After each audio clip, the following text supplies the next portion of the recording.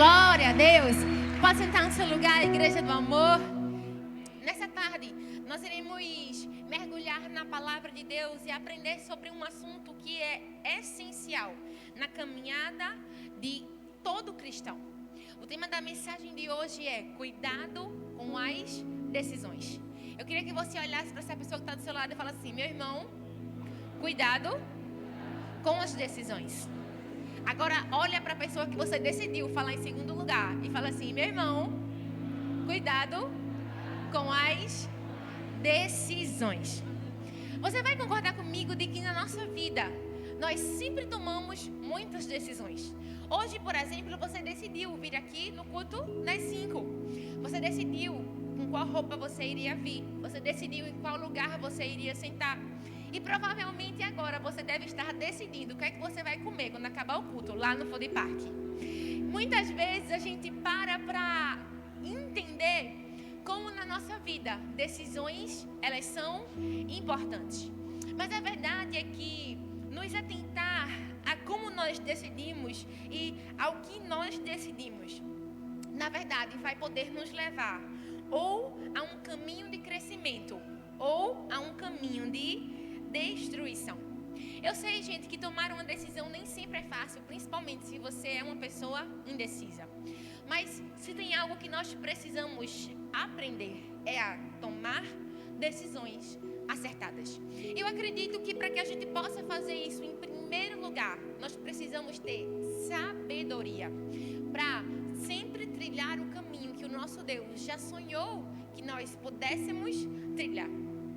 Eu acredito que se tem algo que nós precisamos lembrar, mesmo que seja um pouco óbvio, é que se tem alguém que nós precisamos consultar para cada decisão da nossa vida, é o nosso Deus.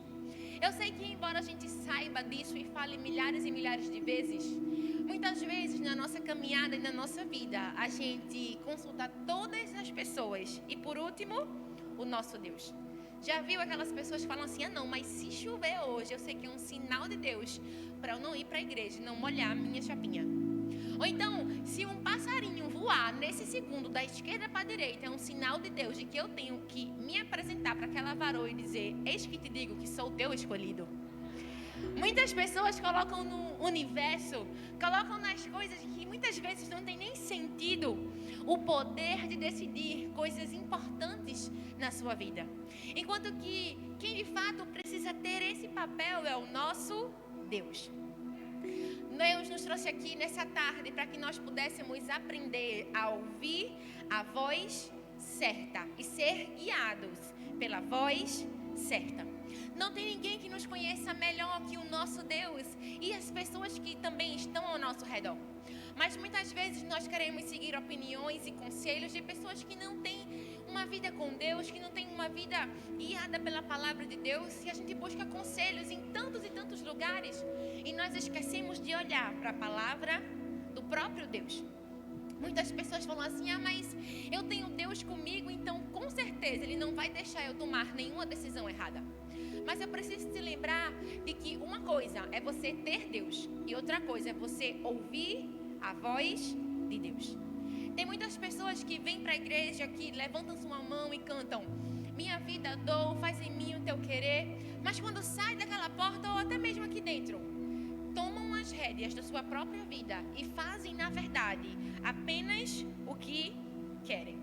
A gente pode ver um exemplo na própria Bíblia, logo no início, em Gênesis, quando o Senhor criou Adão e Eva e colocou eles naquele jardim e disse-lhes: ó, vocês podem comer de tudo, menos de tal fruta. E o que foi que eles fizeram? Foram diretamente naquela fruta que não podia comer. A verdade, gente, é que o nosso Deus, Ele não deseja que eu e você sejamos seus fantoches.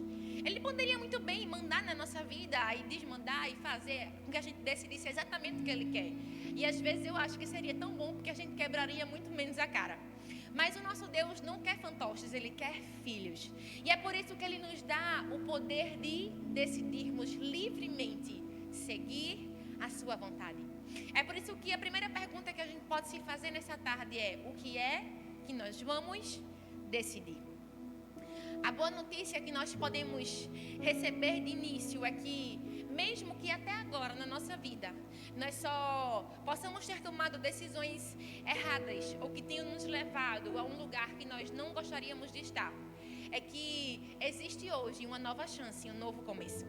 O nosso Deus é um Deus de novos começos e Ele sempre nos ajuda a tomar as decisões corretas. Eu acredito que só o fato de você ter vindo a esse lugar já foi uma decisão muito acertada. A Bíblia fala que tudo que nós fazemos, na verdade, mesmo estando errado ou certo, vai cooperar para o nosso bem. A Bíblia fala isso em Romanos 8, 28. E sabemos que todas as coisas contribuem juntamente para o bem daqueles que amam a Deus, daqueles que são chamados segundo o seu propósito. A verdade é que o nosso Deus é um lindo arquiteto. E Ele é tão perfeito que muitas vezes até quando a gente dá uma escapada e foge da rota correta, Ele dá um jeito de nos encontrar. E eu creio que nessa tarde Ele nos trouxe aqui para ter um encontro pessoal com cada um de nós, para que nós possamos alinhar as nossas decisões segundo a sua vontade. Se tem algo que você precisa pedir nessa tarde a Deus, é que para que Ele te guie. Em Tiago 1, do 5 ao 8, a Bíblia diz: ora, se algum de vocês tem falta de sabedoria, peça a Deus, que a todos dá liberalmente e sem censura, e ser-lhe-á dada. Peça, porém, com fé, não duvidando, pois aquele que duvida é semelhante à onda do mar, que é sublevada e agitada pelo vento. Não pense tal homem que receberá do Senhor alguma coisa. Homem vacilante que é, inconstante em todos os seus caminhos. Existe uma esperança para cada um de nós. Nós podemos pedir a Deus para que Ele nos guie e Ele com certeza nos responderá. Nós precisamos confiar em Deus e não em nós mesmos quando nós precisarmos de direção. Para isso, gente, é preciso humildade, para que a gente reconheça que o nosso Deus sabe muito mais do que nós. Muitas vezes nós estamos numa posição em que achamos que nós sabemos o que é bom para nós, o que é melhor para nós, mas muitas vezes lá na frente a gente percebe que a gente não sabia era de nada. É por isso que nessa tarde o nosso Deus nos trouxe aqui, para que nós possamos tomar decisões acertadas. Nada é mais difícil e, portanto, tão precioso do que ser capaz de decidir. E pensando nisso, eu quero compartilhar com você a história de um homem que na Bíblia teve a sua história contada. Hoje nós vamos aprender um pouco com a vida de Ló, o sobrinho de Abraão. Ele foi um homem que na sua vida não tomou tantas decisões acertadas. E é com ele que nós vamos aprender. Em primeiro lugar, o que nós podemos aprender com a vida de Ló é que as aparências enganam. Eu queria que você abrisse, por favor, a sua Bíblia no livro de Gênesis. Está bem fácil aí no começo. Gênesis, capítulo 13. A gente vai ver um pouco da trajetória de Ló e de tudo o que ele passou na sua vida. Nós vamos perceber como, de fato, ele tomou algumas decisões que fugiram da vontade de Deus. E que, assim como ele fez, nós não podemos fazer. Gênesis 13, a partir do versículo 8. A Bíblia diz assim: então Abrão disse a Ló: não haja desavença entre mim e você, ou entre os seus pastores e os meus. Afinal, nós somos irmãos. Aí está a terra inteira diante de você. Vamos nos separar. Se você for para a esquerda, eu irei para a direita. Se você for para a direita, eu irei para a esquerda. Olhou então Ló e viu todo o vale do Jordão, todo ele bem irrigado, até Zoar. Era como o jardim do Senhor, como a terra do Egito. Isso se deu antes de o Senhor destruir Sodoma e Gomorra. Ló escolheu todo o vale do Jordão e partiu em direção ao leste. Quando a gente para ver um pouquinho da biografia de Ló, a gente descobre que ele foi filho de Arã, e Arã era o irmão mais novo de Abraão. Ou seja, Ló era sobrinho do patriarca. O seu nome vinha do hebraico e significava, de acordo com alguns estudiosos, coberta.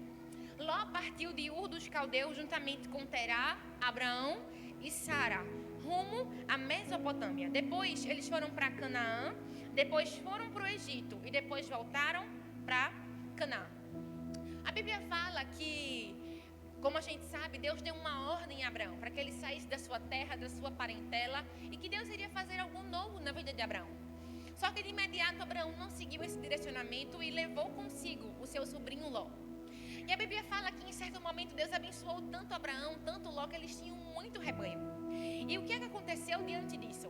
Os servos de Abraão e os servos de Ló começaram a brigar entre si por causa de terra. Porque uns estavam ocupando sem querer a terra e o pasto do outro. Diante daquela situação, Abraão chegou para Ló, percebendo talvez o erro que ele tinha cometido, e falou assim: olha, Ló, a gente precisa de fato se separar. Não vamos ficar brigando porque nós somos família. Então, se você escolher ir para a direita, eu vou para a esquerda. Se você escolher ir para a esquerda, eu vou para a direita. Escolha a terra que você quiser. E a Bíblia fala que Ló prontamente olhou para a terra e ele escolheu as planícies verdes do Jordão, rumo ao Mar Morto. A Bíblia fala justamente que Ló, ele olhou para a terra e viu que ela era como o jardim do Senhor. E por causa disso, ele escolheu ir para aquele lugar, sem saber que na verdade estava indo para Sodoma e para Gomorra, que logo seria destruída. Essa primeira parte do texto nos ensina que, de fato, muitas vezes as aparências enganam. O que eu acho interessante é que a Bíblia é tão detalhista que ela não fala assim: ah não, mas Ló consultou ao Senhor e decidiu ir por aquele lado. A Bíblia fala isso, gente? A Bíblia fala que simplesmente ele viu, achou que era bom e foi para lá. E o final da história já a gente vai descobrir, mas logo dando um spoiler, a gente já sabe que não deu nada bem. E o que é que isso nos ensina logo de cara? Que muitas vezes a gente esquece de pedir a Deus direcionamento e a gente simplesmente olha para alguma coisa e fala assim: ah não, eu acho que é bom, no meu olho tá bom, tá legal, eu acho que eu vou fazer isso, eu acho que eu vou ir para esse emprego, eu acho que eu vou namorar com essa pessoa, eu acho que eu vou ficar aqui no meu lugar, e seja o que Deus quiser. Muitas vezes, muitas pessoas falam até isso, mas o que nós precisamos entender é que muitas vezes agir sem pedir a Deus um direcionamento, na verdade, gera para a nossa vida destruição. Quantas vezes, gente, a gente não age exatamente igual a Ló?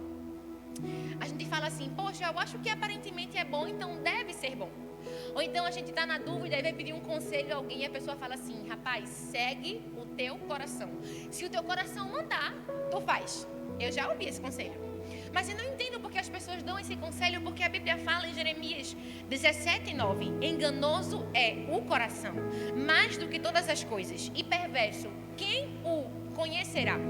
Além disso, o Provérbios 14:12 diz: há caminhos que parecem certos, mas que no final podem levar à morte.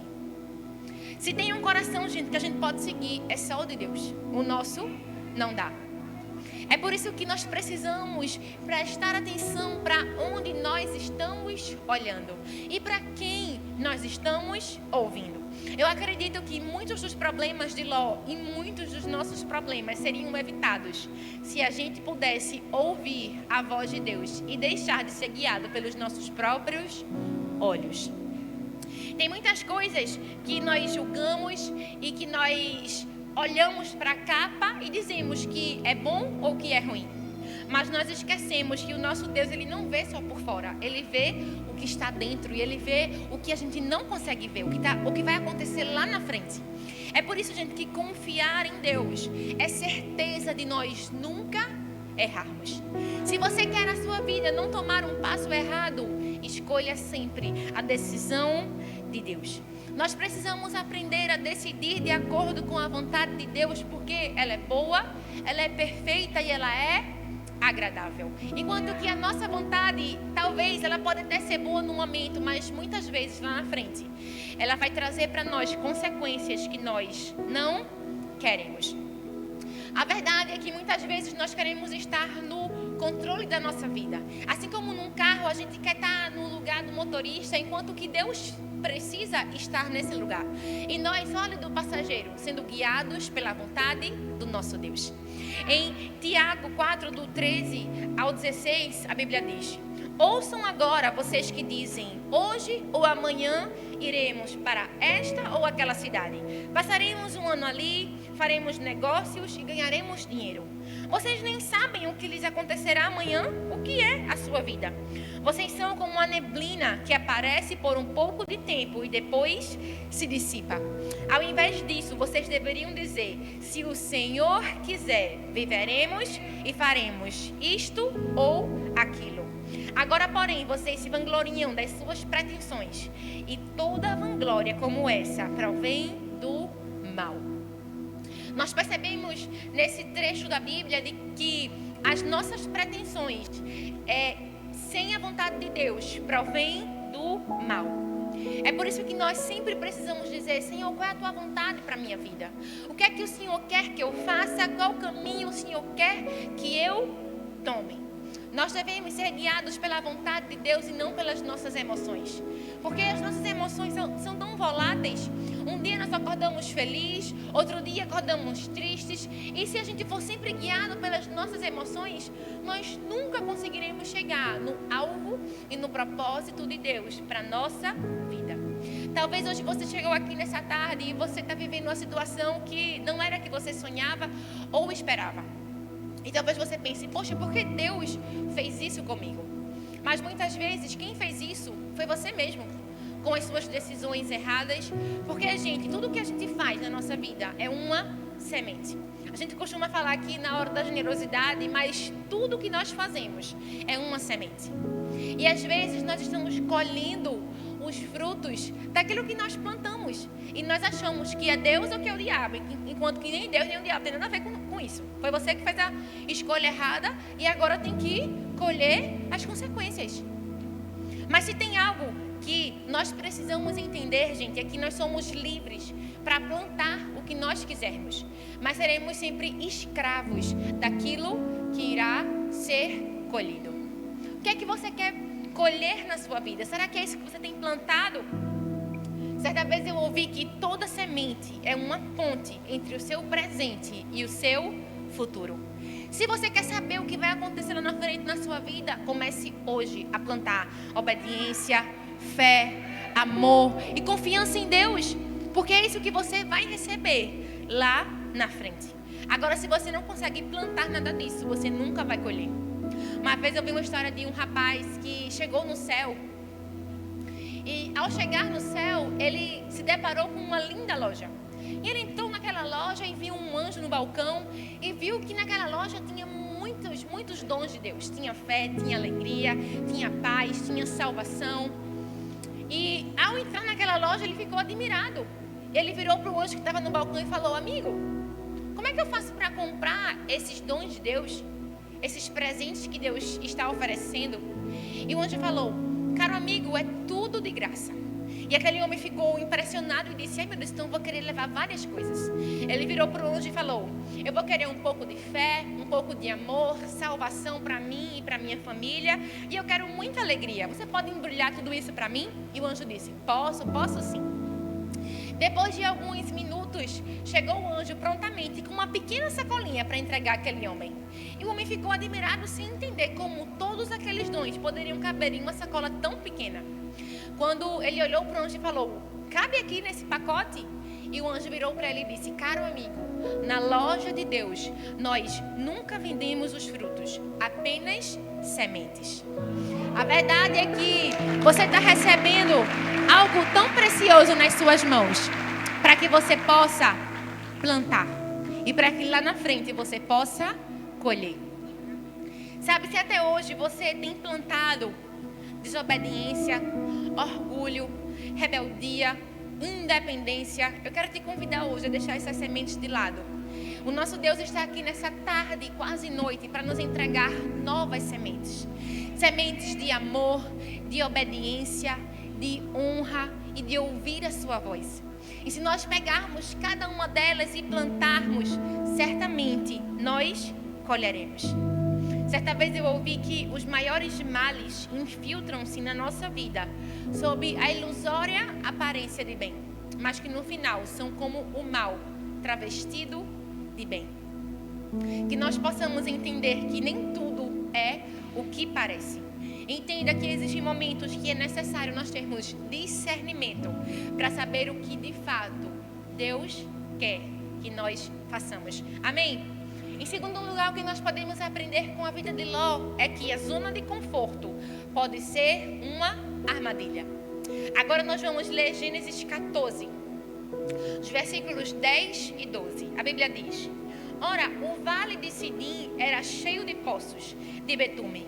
E quando os reis de Sodoma e de Gomorra fugiram, alguns dos seus homens caíram nos poços e o restante escapou para os montes. Os vencedores saquearam todos os bens de Sodoma e de Gomorra e todo o seu mantimento e partiram. Levaram também Ló, sobrinho de Abraão, e os bens que ele possuía, visto que morava em Sodoma. Nesse trecho nós podemos perceber como a vida de Ló foi se encaminhando. A Bíblia fala, como a gente viu, que ele partiu em direção a Sodoma. Só que lá chegando ele percebeu que o povo de Sodoma era um povo completamente iníquo, que não buscava Deus, que não servia a Deus. E Ló se incomodava com aquela situação, mas ele não poderia fazer mais nada porque já tinha se estabelecido naquele lugar. Então, depois de alguns dias, a Bíblia fala que se instaurou uma guerra. E diante disso, outros reis invadiram aquelas cidades e levaram muitos prisioneiros. Levaram os bens, as pessoas, a família. E dentre os prisioneiros estava quem? Ló. Não apenas Ló, mas também a sua família e os seus bens. De fato, Ló foi um prisioneiro das suas escolhas. A Bíblia fala que diante disso, Abraão foi socorrer o seu sobrinho, preparou uma tropa e conseguiu tirar Ló daquela situação. Mas o que a gente pode aprender diante disso? Eu acredito que Ló, quando foi decidir e ir para um lugar diferente de Abraão, ele pensou em um lugar que fosse confortável. Ele correu justamente para a sua zona de conforto. Mas com esses trechos a gente percebeu que a zona de conforto, na verdade, foi uma armadilha. Foi um lugar em que, na verdade, ele perdeu absolutamente tudo. Isso nos ensina que muitas vezes a zona de conforto vai ser justamente uma armadilha do diabo para prender a minha e a sua vida. Porque, gente, na zona de conforto nós não crescemos, nós não nos desenvolvemos, nós não conseguimos fazer nada porque nós estamos ali, parados na nossa zona de conforto. Mas enquanto o diabo está interessado que a gente permaneça na nossa zona de conforto, Deus está interessado em que a gente vá para a nossa zona de confronto. Porque o confronto faz com que a gente cresça e amadureça. Bill Johnson tem uma frase que diz: Deus não está interessado no seu conforto, Ele está interessado no seu crescimento. Quem é pai, quem é mãe, vai concordar comigo de que é tão maravilhoso, é tão fofo o bebezinho quando ele está naquela fase bem fofinho, parecendo uma bolinha, dá vontade de apertar e de morder. Mas qual pai, qual a mãe que deseja que o filho permaneça sempre daquele tamanho, gente? Acredito que ninguém.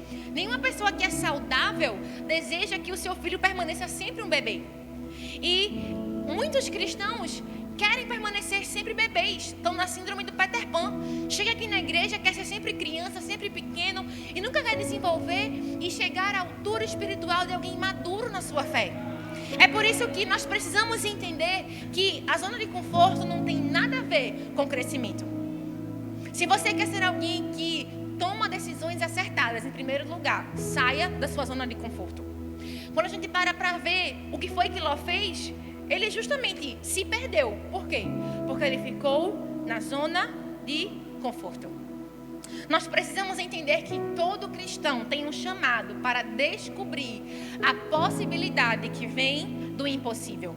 O nosso Deus não nos chamou para ver os milagres, mas para vivermos milagres.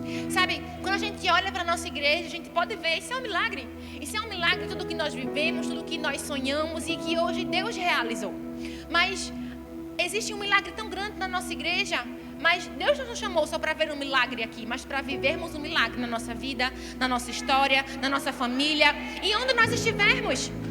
O nosso Deus deseja nos tirar da nossa zona de conforto e nos convida a fazermos história com Ele. Quando a gente olha, por exemplo, para Pedro, ele foi alguém que fez história. Por exemplo, quando ele estava num barco com vários discípulos e Jesus veio andando no meio de uma tempestade, Pedro fez algo que ninguém estava fazendo. ali no barco, mesmo diante de uma tempestade, de um mar revolto, era um lugar seguro. Mas Pedro, só para complicar, disse assim: Jesus, se é o Senhor mesmo, manda eu ir andando para o Senhor aí, andando sobre as águas. Eu acho que todo mundo disse: esse Pedro é doido. Mas a verdade é que foi na doidice de Pedro que ele desfrutou de um milagre que nenhum dos discípulos desfrutaram. O nosso Deus deseja que nós abandonemos o barco e corramos em direção aonde Ele está. Sabe, o barco poderia até parecer mais seguro, mas não há lugar mais seguro do que ao lado do nosso Deus. Nós precisamos abraçar essa verdade para a nossa vida e aplicá-la nos nossos dias, porque só assim tomaremos boas decisões. E sair também da zona de conforto nos ensina a mudar de postura e mudar de rota. Tem muitas pessoas que aceitam a Jesus, que levantam sua mão e dizem: Senhor, minha vida agora é tua. Só que continuam vivendo a mesma vida de antes. Elas não mudam o seu jeito de ser, de falar, de se vestir. Elas continuam do jeito que elas estavam. Elas acham que pelo fato de que Deus as aceita como elas estão, que Ele permite que elas fiquem daquele mesmo jeito. Mas se tem algo que nós precisamos entender na palavra de Deus, é que todas as pessoas que tiveram um encontro real com Jesus tiveram a sua vida transformada. A prostituta deixou de se prostituir. O ladrão parou de roubar. O mentiroso parou de mentir. E por que você quer continuar na sua vida de mesmice? Se Deus te chamou para um lugar de transformação, nós precisamos entender que o nosso Deus pregou um evangelho de transformação. Você pode parar de ficar preso a títulos, coisas ou pessoas na sua zona de conforto e pode permitir que Deus mude tudo de lugar. Tudo que nós vivemos aqui na nossa vida é passageiro, então não tem para que nós nos agarrarmos a nada além do nosso Deus. Certa vez eu ouvi a história de um turista que estava visitando o Egito e ele foi conhecer um rabino muito famoso, que muitas pessoas iam visitar a sua casa e conhecer um pouco da sua história. E essa história conta que quando aquele turista chegou na casa do rabino, ele ficou impressionado, porque na casa daquele homem não tinha quase nada, só tinha muitos e muitos livros, um estante, uma mesa, uma cadeira e uma cama. Então aquele homem, sem entender, virou para o rabino e disse: mestre, eu posso lhe fazer uma pergunta? Por que é que o senhor tem tanta pouca coisa? Onde é que estão os seus móveis? Onde é que estão os seus bens? E aquele rabino, em vez de responder com afirmação, respondeu com outra pergunta. Ele virou para aquele homem e fez: onde é que estão os seus bens? E o turista disse: ah, rabino, eu estou aqui de passagem, eu não trouxe nenhum bem. E aquele rabino virou para aquele homem e disse: pois é, eu também estou aqui de passagem. Aquele rabino, ele entendeu que ele não precisava de tantas coisas. Ele só precisava do essencial para cumprir o seu propósito. Muitas vezes a gente acha que a gente precisa de tantas coisas, enquanto que tudo que Deus nos deu já está dentro de nós. O fruto do Espírito Santo já está dentro de cada um de nós. Nós só precisamos desenvolvê-lo e aplicá-lo na nossa vida. A nossa vida na terra, gente, ela é passageira. Daqui nós não iremos levar nada. É por isso que nós precisamos decidir sair da nossa zona de conforto e experimentar a transformação e o melhor de Deus para cada um de nós. E terceiro e último lugar, o que nós podemos entender com Ló é que a ambição te leva à destruição. Nós vamos ler agora Gênesis capítulo 19, a partir do versículo 15, em que a gente vai ver um pouquinho do final da história de Ló. A Bíblia fala em Gênesis 19, 15. Ao raiar do dia, os anjos insistiam com Ló, dizendo: depressa, leve daqui sua mulher e suas 2 filhas, ou vocês também serão mortos, quando a cidade for castigada. Tendo Ló hesitado, os homens o agarraram pela mão, como também a sua mulher e suas 2 filhas, e o tiraram dali à força, e os deixaram fora da cidade, porque o Senhor teve misericórdia deles. Assim que os tiraram da cidade, um deles disse a Ló: fuja por amor à sua vida, não olhe para trás e não pare em nenhum lugar da planície. Fuja para as montanhas, ou você será morto. Ló, porém, lhes disse: não, meu senhor, seu servo foi favorecido por sua benevolência, pois o Senhor foi bondoso comigo, mas não posso fugir para as montanhas, senão essa calamidade cairá sobre mim e eu morrerei. Aqui perto há uma cidade pequena, está tão próximo, eu consigo chegar lá. Deixe-me ir para lá, mesmo sendo tão pequena, lá estarei a salvo. Então o anjo disse: está bem, também lhe atenderei esse pedido e não destruirei a cidade da qual você fala. Fuja depressa, porque nada poderei fazer enquanto você não chegar lá. Quando Ló chegou, o sol já havia nascido sobre a terra. Então o Senhor, o próprio Senhor, fez chover do céu fogo e enxofre sobre Sodoma e Gomorra. Assim ele destruiu aquelas cidades e toda a planície, com todos os habitantes das cidades, como também a vegetação. Mas a mulher de Ló olhou para trás e se transformou numa coluna de sal. Nos versículos 30 ao 36 a Bíblia fala: Ló então partiu de Zoar com as suas 2 filhas e passou a viver nas montanhas, porque tinha medo de permanecer em Zoar. Ele e suas 2 filhas ficaram morando numa caverna. Um dia, a filha mais velha disse à mais jovem: nosso pai já está velho e não há homens nas redondezas que nos possuam, segundo o costume de toda a terra. Vamos dar vinho ao nosso pai e então nos deitaremos com ele para preservar a linhagem do nosso pai. Naquela noite deram vinho ao pai e a filha mais velha entrou e se deitou com ele. Ele não percebeu quando ela se deitou e nem quando ela se levantou. E no dia seguinte a filha mais velha disse à mais nova: ontem deitei-me com meu pai. Vamos dar-lhe vinho também essa noite e você se deitará com ele, para que preservemos a sua linhagem. Então outra vez deram vinho ao pai naquela noite. A mais nova foi e se deitou com ele. Ele não percebeu, nem quando ela se deitou, nem quando ela se levantou. Assim, as 2 filhas de Ló engravidaram do próprio pai. Meu Deus, que biografia. Eu acredito que o fim da história de Ló foi muito pior do que o seu começo. A Bíblia fala justamente que diante da maldade e da iniquidade do coração das pessoas de Sodoma e de Gomorra, havia um clamor para que aquela cidade fosse destruída. E a Bíblia fala que diante de tanto pecado, o próprio Deus mandou o fogo do céu para destruir aquela cidade. Mas como Ló morava lá, o Senhor teve compaixão da vida dele e enviou 2 anjos para que pudessem tirar Ló e a sua família de lá e levá-los a um lugar seguro. Ló, diante daquela situação, ainda quis demorar para sair, uns teve que pegar ele pelo braço e ele finalmente saiu daquela cidade. Mas a gente pode ver que a sua mulher, talvez com o coração repleto de incredulidade, desobedeceu a ordem do Senhor e olhou para trás. E ela virou uma estátua de sal. Mas mesmo tendo perdido a sua esposa, a história de Ló não acabou por aí. A Bíblia fala que as suas 2 filhas deitaram com ele, praticaram um incesto. E no final da sua vida, ele se tornou pai e avô ao mesmo tempo. Essa história tão triste, na verdade, fala mais uma vez sobre sementes. Ló, no começo da sua trajetória, plantou uma semente de decidir a sua própria vida e o seu próprio caminho. E no final, foi justamente isso que ele colheu. Ele colheu perda e destruição. A gente pode se perguntar nessa tarde quais sementes nós temos plantados. Será que nós temos plantado semente para a nossa vida ou para a nossa destruição? Sabe, se você chegou até aqui e está passando por algo difícil, talvez pode ser simplesmente por uma consequência de um pecado ou de um erro. Mas como nós já falamos aqui, existe hoje uma chance para cada um de nós recomeçarmos. Talvez Ló não teve essa chance e essa oportunidade, mas nós temos. Sabe, o nosso Deus não é um Deus carrasco que se alegra em ver os nossos erros, não. Ele é um professor sempre disposto a nos ensinar. Agora cabe a cada um de nós aprendermos e estarmos sensíveis a ouvir a sua voz.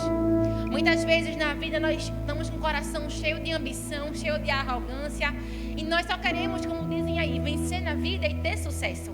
E claro, gente, não é nada errado em querermos ser alguém bem-sucedido, crescer na vida, não. Mas o que nós precisamos atentar é: será que o nosso coração está mais interessado nisso ou no próprio Deus? nós precisamos organizar as prioridades do nosso coração. Entender que em primeiro lugar deve estar o nosso Deus, o seu reino, e as demais coisas nos serão acrescentadas.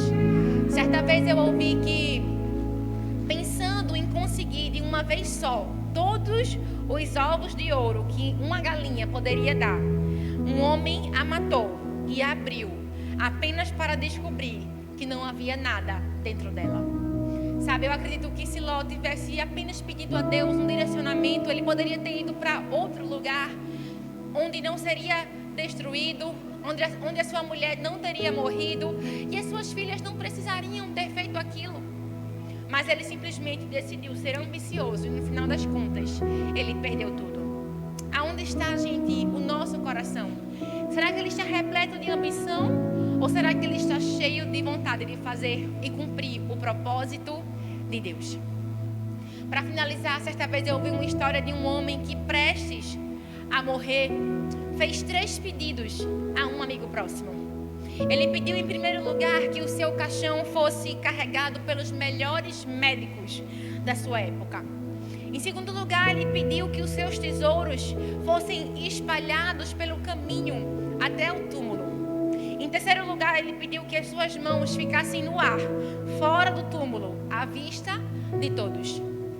O seu amigo, surpreso, perguntou: por que você tem esses pedidos tão inusitados quando você morrer? E aquele homem respondeu: em primeiro lugar, eu quero os melhores médicos carregando o meu caixão, para que todos vejam que nem os melhores médicos têm o poder para curar diante da morte. Em segundo lugar, eu quero que o chão seja coberto pelos meus tesouros, para que todos possam perceber que todos os bens materiais que nós temos aqui ficam, porque aqui foram conquistados. Em terceiro e último lugar, eu quero que as minhas mãos fiquem para fora do caixão, para que as pessoas percebam que, da mesma forma que chegamos a esse mundo sem nada, daqui também nada levaremos. Aquele homem entendeu o propósito que Ló não entendeu, mas que nós podemos entender nessa tarde. Sabe, as ambições egoístas não vão nos levar a lugar algum, mas ter um coração humilde e que se volta para ouvir a vontade de Deus, esse é o segredo para uma vida bem-sucedida. Eu sei que a gente ouviu muito sobre Ló e sobre as decisões erradas que ele tomou, mas para finalizar, nós precisamos e podemos aprender com a vida de outro homem que, com as suas decisões, nos inspirou a justamente trilharmos o caminho correto. A Bíblia fala de João Batista, que foi um homem também que viveu o propósito de Deus para a sua vida. A Bíblia fala que, assim como Jesus, João Batista foi fruto de um milagre. A sua mãe também não podia ter filhos, mas da mesma forma que um anjo visitou Maria, também visitou Isabel. E João foi consagrado desde que nasceu, e ele sabia que ele ia cumprir um propósito e um plano. E a Bíblia fala que, em certo momento, quando ele estava cumprindo o seu propósito, os seus discípulos o seguiam, mas depois que Jesus foi batizado e começou a viver o seu ministério, muitos dos discípulos de João abandonaram ele para seguir Jesus. E diante daquele fato, algumas pessoas chegaram para João e perguntaram assim: João, mas tu não acha ruim não que os teus discípulos agora seguem Jesus? E a Bíblia fala que João respondeu em João 3,30: convém que ele cresça e que eu diminua. Meu Deus, essa é a resposta que nós precisamos dar. Convém que o Senhor cresça e que nós diminuamos. Convém que a vontade de Deus seja feita na nossa vida e não a nossa. Porque a nossa pode até parecer boa, mas do nosso Deus, ela é sempre melhor. É por isso que a Bíblia fala que o nosso Deus faz além do que pedimos, do que pensamos. Os pensamentos do nosso Deus são mais altos e mais elevados do que os nossos. Ainda que nós possamos ter grandes planos, nada se compara aos planos do nosso Deus para a nossa vida.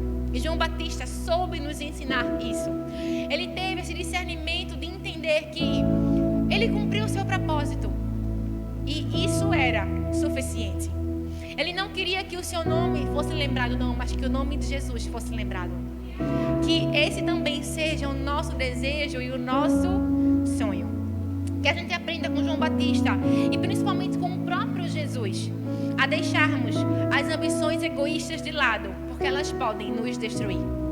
Para finalizar, tem um versículo que eu amo muito, 2 versículos que eu amo, que estão em Provérbios, capítulo 3, versículos 5 e 6, em que Salomão diz: confie no Senhor de todo o seu coração e não se apoie no seu próprio entendimento. Lembre de colocar Deus em primeiro lugar em todos os seus caminhos, e Ele guiará os seus passos e você andará pelos caminhos certos. Se você puder simplesmente decorar uma coisa, decore esse versículo: confie no Senhor de todo o seu coração. Lembre dele em todos os seus caminhos e Ele endireitará as suas veredas.